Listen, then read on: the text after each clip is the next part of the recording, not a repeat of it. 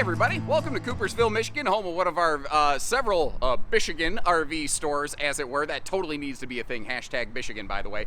And I stumbled into something here that I really like. The Alta series from East to West kind of came out of nowhere this year, and I wouldn't even say earned my respect. They practically stole it. I just didn't see them coming. I didn't expect them to be as good as they are. And a lot of times when you're looking at a simpler, easier no-slide camper like this, they tend to come in a little more basic, not quite as nice, not quite as fancy. And this one says, forget all that. We don't care if we're a little bit heavier weight. Although you do want to watch the hitch weight on this one. It's surprisingly hefty for a no-slide camper because they pack all the big cabinetry and everything in they possibly can. This also has pretty decent holding tank capacities. But it's a simple, easy, no-slide family camper. Got a little basic outside camp kitchenette. It's an Asdel using brand. Has a heated enclosed belly, Goodyear tires, a battery tending solar package. It checks a lot of boxes. But the things I like about it, I like the light and bright interior decor. I like the fact that they don't skimp on something like, we're gonna use a little bit less. They are a full featured trailer that just happens to have no slides. And the way they did the entertainment center on this one is very different. Like, you look at it at first and you're like, what is this cheap crap? What is that TV just sort of hanging up there? But then you realize what they did. This RV has a rare feature in that it has an incliner Murphy sofa, like a simulated cinema seat like a Rockwood or a Flagstaff with the kickouts, which is cool. But then the TV can face you. Or you can straight pivot the TV all the way around to face the upper bunk if you're like, all right, kids, mom and dad are staying up. We're going to hang out by the fire pit. You need to sit here and you need to chill out for a while. You can throw on the SpongeBob SquarePants. But don't be surprised if you find me hanging out in the upper bunk watching the SpongeBob with them. And the moment you step inside this one, it just looks and feels a bit bigger than a lot of other similar things I've seen, but there's some reasons for it. The light, bright decor package definitely helps. You got that kind of sandy taupe sort of color package. Great campsite window coverage is another feather in the cap of this one. I had a hard time limiting myself to what were my favorite qualities when making my little bullet point list at the start of this video. It is also carpetless, which always seems to make a camper look a little bit bigger. And as long as I'm at this angle, I wanted you to notice those household and USB outlets under that dinette right there. And like I said, it's a single leg dinette. It brackets against the wall. So if you bump the thing, or if you push down on it to stand up, it just doesn't fall down. It doesn't dump all over the place. Our windows, you may notice, have those nice roller shades. That's another one of those good indication factors. We're in something a little more higher class. It's an indicator, not a guarantee. There can certainly be a simpler, less expensive series of trailers that says, hey, we're going to put some fancy window treatments on this thing right here. But of course, up front here, we got this whole Murphy bed kind of situation going on. And I get it.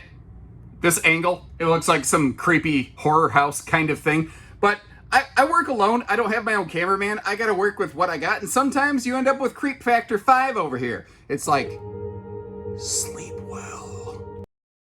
But regardless, we have a really cool thing going on because basically where the camera's set up right now is the television. So this gives you an idea of the view you're going to have of the TV, and I'll get you a better view of it coming from the other direction here. But one of the more uncommon qualities on this is that it does have these little kick-out recliners, well, incliners technically. I call it a simulated cinema seat, where you can kind of have a place to kick your feet up on a rainy day. Maybe the kids hang out in the bunks. Maybe you flip the TV around to them. Maybe you entertain yourself with your phone, or they're on their... I don't know. The point is you have options. Not to mention, you have a big 4-person family dinette here that you could totally everybody hang out at if you're so inclined. And this is a bendy bed, which isn't necessarily my favorite method, but a bendy bed does allow for maximum storage. Take a look down here under the sofa.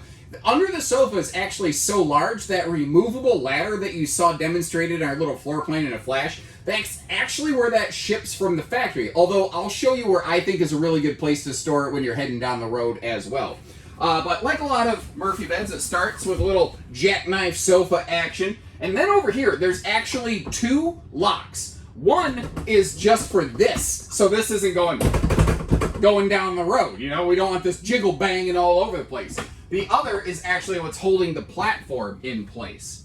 Now, there's one hiccup with this. Well, not only the fact that it's a bendy bed, which some people like and some people don't, but it is a camp queen. Most of the Alta models give you a choice between a true queen or a 70 by 80 king bed. This, with their Murphy bed, isn't one of them. However, there's extra space at the end of this here. So let's say you bring like a little 6-inch spacer block or something with you. You could slide this forward, shove that little block up there, and create an 80-inch bed if you wanted. Or if you can find a tri-fold 80-inch bed, you should be able to fit that in here on that front deck platform. Just make sure you measure twice and buy once. But there should be more than enough room in there if you can find a custom like tri-fold job that works in there. Whatever you come up with though, that's all there is to it. Now putting it away is just about as simple. You just lift this thing up and there's these handy little quick latches that will grab all this stuff for you. You jack the knife back down and that's all there is to it. By the way, that's a nice short bed you have there. It'd be a shame if your toes were to hang off the edge and be bitten off by a bed goblin. Few other quick details for you here. Both the armrests or side stands or whatever do have their own little kind of mini storage pockets. I call those elephant enema pockets because that's what you're going to look like if you're reaching all the way up in there. You might want to get one of those like, you know, easy grabber things that people in the motor scooters use to, the power chairs use to get the stuff off the top shelf of Walmart. Household and USB outlets on both sides of the bed, and this is kind of cool right here. That is actually a light switch specifically for the lights in the front bedroom area of this. I ask people all the time, tell me the one thing you really like about this RV and the one thing that you would change. And if there was one thing I think I would add to this, I don't know if I would say find a way to give it, even if it's a folding mattress, an 80-inch Murphy bed, or some kind of privacy curtain here, because I think there's like just enough room between like the different window treatments that you could probably make something like that work. Now, cracking open all the storage around here, that extra tall ceiling does mean bigger storage capacity, which is really handy. When the ceiling's a little bit taller, it allowed them to do something like add a heat vent under that refrigerator without potentially sacrificing storage space. You see a good spot for a wastebasket. There is a gas electric two-way refrigerator option on these, by the way. But notice, you have a dedicated pantry, and across from that, next to the bunks, dedicated clothing space for that area over there. And that is one of those extra little details that they packed into this one that I went, wow, like they're just firing on all cylinders over here, because most of the builders of a no-slide Murphy bunk floor plan like this, it's got two things for storage, jack and squat. And I'm not saying that this is like, man, it's got as much storage as a fifth wheel, but it's not bad for a no-slide Murphy bed kind of camper. I think they've done extremely well here, as a matter of fact. And again, we kind of looked at it earlier in our floor plan in a flash, but that TV can spin around to face either, you know, forward like it is right now, or face toward the bunks right there. And as you see, this is both a flip-up cargo bunk, though it does lack a rear cargo door, but also it does include that handy removable ladder right there. Now, the ladder, you're going to basically use that just to get the kids in bed and then probably get it out of the way, because it certainly gets in the way of the bathroom door. That's the only hiccup sometimes with a brand that does so many things. Sometimes some of those things get in the way of other things. Now, right there, when that bed platform is in the up position, I think that's a really good place to keep that ladder out of the way, because you can still reach in there and grab it. You don't have to unload all the cargo to do it. And I could see somebody maybe like getting rid of that platform and that mattress and maybe making some other kind of little space out of that. Maybe take out the top bunk, turn it into a little office space. I've seen that done before. Oh, there we go. I've been looking for that. Hiding up around the corner here. 300-pound rated bunks, as you can see by that little sticker. And both of the beds have their own set of USB plugs, which is a fantastic... I just had an idea. You know what Wow, hold on. And I can't believe I never thought about this before. Is this smart or is this stupid? Anyway, well, maybe I should actually tell you what the idea is so that you can be the judge of this. Sorry, I'm getting ahead of myself. Anyway, what I'm getting at here is I kind of looked at this. Obviously, if the ladder wasn't there, when you flip that up, that's a great little place for a little kid or a baby so they don't roll out of bed. Does that make sense, right? Has anyone ever done that? Does that work? The idea just popped into my head. Now, my only concern with that is if for some reason there's an emergency. It's a little bit slower to get your kid out of there. But I tell you what, if it was some kind of major emergency, I would be able to rip that plywood down in a heartbeat and not have to worry about, oh, I gotta get the cargo out, get the latch. Rip that sucker down, get your kid out of here. But I think that would work. I think that'd make a great little day sleeper nap spot for the kids. But you know, some of my ideas, genius. Some of my ideas, not genius. You may have noticed the side ducted cabinet heating there. We're also ventless, which is fantastic. And you notice, like I said, more of a premium fit and fixture trailer with things like a porcelain foot flush stool. Although, I've yet to find the one RV that hits every one of those notes. Like, I like the window in this bathroom. That's nice to kind of open the space up in here a little bit. Of course, I'd probably have the privacy shade down all the time.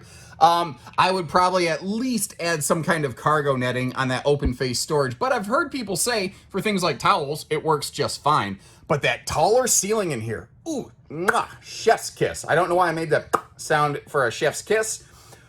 Maybe there's a chef in a certain foreign country that makes that sound. I don't know. Neither here nor there. You got a full-on Lipitor storage galore corner cabinet going out over here. And very indicative of Forest River and its subsidiaries, that giant sink actually giving you a good place to wash your hands, maybe wash your face without cold cocking, knocking yourself out. Now, one of the cool things here is this one's basically always in travel-ready mode. Because there's no slides, there's no buttons to push, you just put the jacks up, hitch up, head on out, row high. But the other thing is here, this style of bed, this bendy bed Murphy bed, the thing is, the gas strutted easy lift beds, you got to be very specific. They have to be like either latched down or latched up depending on the manufacturer. You could leave this down, you could leave this up, you could do whatever you want with it, and it's going to be fine. And that's another thing. If you're like, I just don't care about a Murphy bed. I just don't care about that. I want a true queen bed. Can you get that? You're already looking at it. If you don't care about the bed going up and down, well, just leave it down all the time. Ignore the Murphy factor of this thing and just put any residential queen mattress in this thing you would like. There's room to do that. So this is a floor plan that I think works really well like this, but also opens the door for some very easy personalizations that require no modification or changes to the RV to function. Now, I don't have quite the space to open it up today, but this one does have a maximum size patio awning. You notice it goes all the way from the rear wall. It does encompass the camp kitchen. I'll get you a better look at that. It goes all the way to the front there with that little extended drip rail to give you all the patio space you could possibly get on a camper this size. But what I think is really cool about this, they managed to pull off something very similar to like the Grand Design Imagine, where it's not a flat, blunt nose, and I think it's maybe just the shape and caricature of that nose cap that they're using here. But the somewhat flatter front end on this allows them to do things in the bedroom that bullet nose campers just really struggle. Rockwood and Flagstaff have made an entire career out of that, really. So I mean, they've really taken some good notes from some premium trailers out there, but yet they found their own way to apply some things here. They've really like robbed the industry of the best things that everyone else had to offer and packed them all into one camper here. The trick is that means it's not necessarily the lightest weight trailer, but you know, this thing, that being said, it's maybe not the lightest weight trailer. It has a seriously good cargo capacity. That's something a lot of campers are really struggling with. And I don't know, I'm sure that there's data to probably support this. It's kind of more just a feeling I have that if an RV has a larger cargo carrying capacity, that means that it is way harder for you to like overload things and end up, like overstressing your axles or bending the tongue on your trailer, which is, to be fair, an extremely rare thing, but there have been some talk about it recently, so I want to kind of mention that. Enclosed docking station right here, and we've kind of got this winterized right now, so we've only got that set screw in place. That normally doesn't stick out that far, but that's on us, that's not on east to west. If you look over here, you see your solar charge controller, and it's, even though the battery disconnect is disconnected. I never know. Do you say the disconnect is on or the disconnect is off? Like, what is that? Which what? Never mind. Anyway, the solar panel is still actively charging the battery out on the tongue there, which is kind of cool. And it's also kind of nice that you can keep all your hoses and stuff all hooked up away from the unattended children around the campsite whose parents failed to keep an eye on them and or raise them properly. And if you camp long enough, you're gonna meet one of them. Now, did you notice they're giving us nice big baggage doors with those slam latches on both sides of the camper? Of course, it'd be nice if I actually pushed it open far enough for the magnet to catch it, but that's, you know, because I'm an idiot. But they stacked them vertically so that you have an extra big cargo compartment in here, which is kind of cool. And really, this thing is sized in a way that I think you could almost mount a mini fridge right there and be pleased as punch with it. That being said, with what you have going on back there in the mini camp kitchen, I don't know why you'd need to add a mini fridge to the front of the camper, because you've already got one in the back. Right back here, in fact. Underneath the bunks, you got this little camp kitchen. It is a standard feature. I know there's a lot of people who like to ask, you know, can I get it without that to get the maximum storage? That's just a drawer. You could pull that grill out and just store it away. You might consider keeping the fridge. You might consider removing it. You can do, you know, a little bit of whatever you want with it. But if I back up here just a little bit further, actually backing back toward the front of the camper, a couple things. How often do you hear me griping about speakers mounted way up high? I know that I've got this like irrational thing about speakers being mounted way too high. You don't have that problem here, you know? Also, you've got the handy little, like, drunken uncle leash latch right there under the awning. So if you do have a dog or, I don't know, some people go cat camping and maybe you don't see cats on leashes very often. It looks very unnatural, but there's nothing necessarily weird about it. Like, for instance, this is going to sound weird to a lot of people. I have a small dog that is actually litter box trained, similar to a cat. Ooh, look at the power outlets in there. And everyone's like, your dog uses a litter box? Yeah. And I don't know that it's necessarily not any different than just teaching them to go outside. We just taught them to go in a box, you know? So if we're going to be away for the day, it's nice and easy. Well, what I'm getting at is whether you have a dog or a cat, I don't know why I felt to tell you all about my dog's bathroom etiquette, but whether you have a dog or a cat or a drunken uncle, you can keep them tied up under the awning so they don't run off and get heat stroke. Now, a couple cool things down here. You see you do have that propane quick connect, but this also has power stabilizers, which is one of the things that's adding some weight to this camper. There's plenty of people who make a no-slide bunkhouse like this. Most of them, not all, but most of them use manual stabilizer jacks because they're trying to be as small and light and inexpensive as possible. What I'm really liking about East to West, they're not necessarily the smallest. They're not necessarily the lightest or the least expensive. They are very smartly, nicely equipped, though, you know? And there's plenty of other RVs out there that load things up with a lot of great equipment. Certainly, I do think they are doing a pretty darn good job of this here overall, though. You see that it does give us a ladder to get up to the roof. We'll check that out in a minute. And by the way, you do have Goodyear Endurance radials on this thing as well, which is a factory standard thing. It initially started as just a temporary substitution. They went, you know what? We're doing so many nice things. We're just gonna keep on rolling, baby.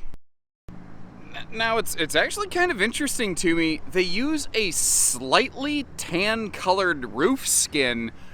I don't know why, because, like, that's a more white skin over there. It just could be that's what they had available at the factory at the time. I'm not sure. It's the same material, just for whatever reason, it's a slightly tan skin up here. I don't know. Anyway, moving on. We do have a white AC shroud, though, helping that air conditioner operate a little more efficiently. And you might notice, basically, every fixture up here is all white. That's one of those tiny little 1% details I kind of look for in an RV.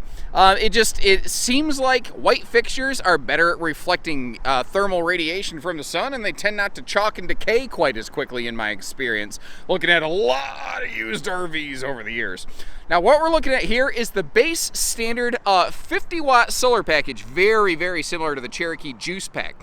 There is a thing they also call the West Coast Power Package, which will expand that pretty significantly. And I'm not going to tell you it's going to give you 100% indefinite use of things like a 12-volt fridge, but it will give you a decent extended lifespan. And it is kind of cool that they are allowing from the factory at least a base battery tender as well as an extended package if you are so inclined. And of course, we could probably upfit and add that on there for you if you're interested. Or on basically any of these RVs. Our folks, if you want us to completely custom build you some crazy 1,000-watt solar package or whatever, give us a call. We'll quote it out, we'll figure it out, we'll see what it works, and we'll see if it feels right for you.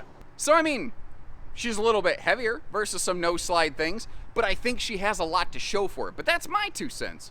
What do you guys think about this one? Or gals, or hot pockets, or however you prefer to identify. I'd really be curious to know some of your feedback. So far, A lot of you folks seem to agree with me that these Altas are something that they're becoming a real standout in a very saturated marketplace. And as long as you keep on wanting to see them, I'm going to keep on recording them because I like them too. So let me know what you think. I'll leave you a link in the video description to check for pricing and availability. And as always, when you're ready, we're ready. Leave me some comments if you have any questions, and I'll do my best to fill in the blanks. Till next time, hit subscribe and take care. Stay safe, have fun, and happy camping, everyone.